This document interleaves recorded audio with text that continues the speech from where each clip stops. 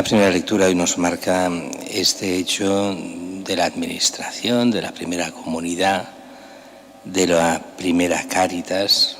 Recordemos que en la mentalidad antigua el hecho de compartir estaba sobre todo dedicado a aquellos que lo necesitaban porque no podían trabajar o porque trabajando cobraban muy poco.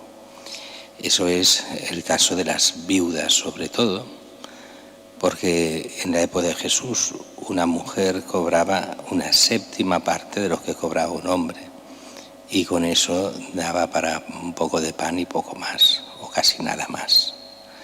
Con lo cual se ayudaba sobre todo viudas, huérfanos e incapacitados. Eran los tres tipos de gente, pero sobre todo huérfanos y viudas. Porque muchos incapacitados, algunos de ellos hoy los consideraríamos incapacitados y no lo están tanto como para no hacer nada. Algunos sí, pero muchos otros no. El problema, había en la antigua comunidad de Jerusalén dos tipos de cristianos. Los cristianos de habla griega o los que decimos de lengua hebrea. Lengua hebrea no quiere decir que hablen hebreo, sino la lengua de los hebreos, que era el arameo en ese momento. Los que hablaban arameo y los que hablaban griego. Y claro, los que hablaban arameo se consideraban más de la zona. Los que hablaban griego eran como venidos de fuera. Esos líos a veces, incluso de lengua y de nacionalismos de la época. Bien, se discriminaba a los de fuera, a los griegos. Griegos quiere decir los que normalmente usaban el griego. Estos eran considerados por algunos como de fuera y se les discriminaba y no se les ayudaba. Y entonces se quejan ante los obispos, y los obispos que no saben llevar eso, como los obispos no saben llevar Cáritas hoy, que sería lo que era Cáritas antes. Y pues entiendo por obispos, no solo los obispos, los curas tampoco, O sea, no sabemos llevar esas cosas. Y por eso hay que poner a alguien que lo lleve.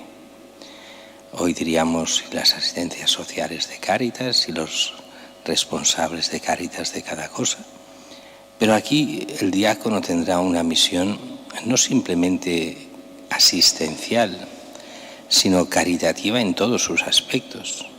Y por eso deciden hacer eso que llamamos los diáconos.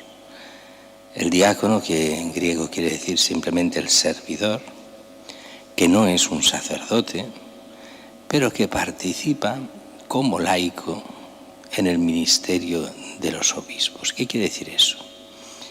Quiere decir que participa del orden, del sacramento del orden, pero solo para el servicio y no para el sacerdocio. Algunos se piensan que son como sacerdotes, ¿no? Y uno dice, pero mira, hacen bautizos y casan a la gente. Y a veces hay celebraciones sin misa donde ellos dan la comunión y lo hacen todos, son como misas secas. Y dices que no.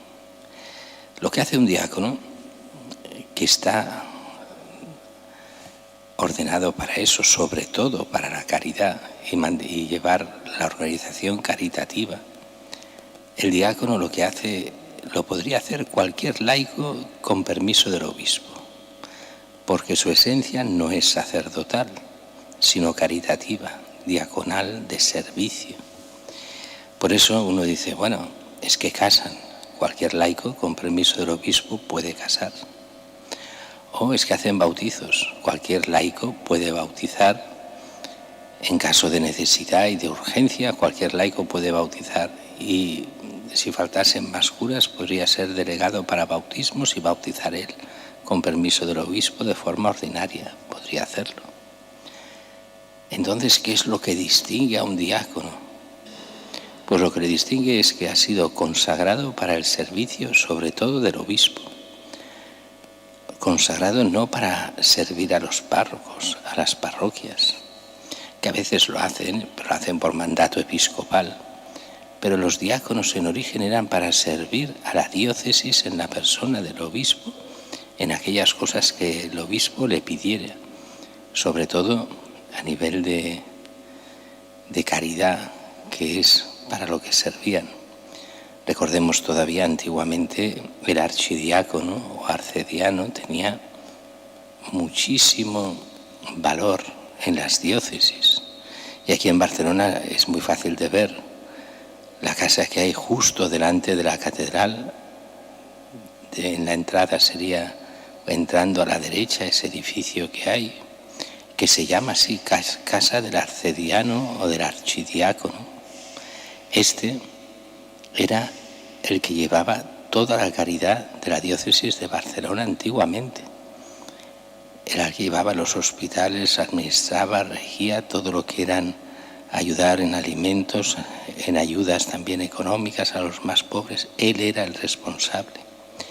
Y tan importantes fueron los archidiáconos, o sea, el primero de los diáconos, que muchos de ellos en la primera época de la Iglesia los eligieron papas y pasaron de diáconos a papas. Claro, para ser papa primero lo ordenaron obispo, como es lógico, pero pasaron elegidos entre los diáconos para ser papas.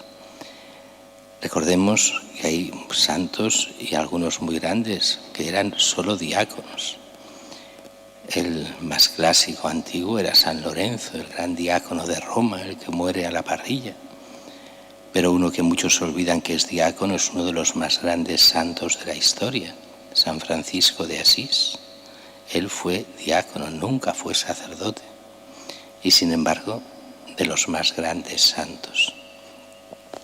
Hoy hemos de recuperar la imagen del diácono no como un cura frustrado, que algunos lo son, o lo podrían parecer al menos, sino el diácono como que el servidor para Cristo, para el obispo, para la Iglesia, que sirve en todo aquello que la Iglesia necesite, especialmente en la palabra, en la caridad y también en la palabra. El Evangelio de hoy, y aquí sigue mucho más cortos, es este milagro. Jesús que camina sobre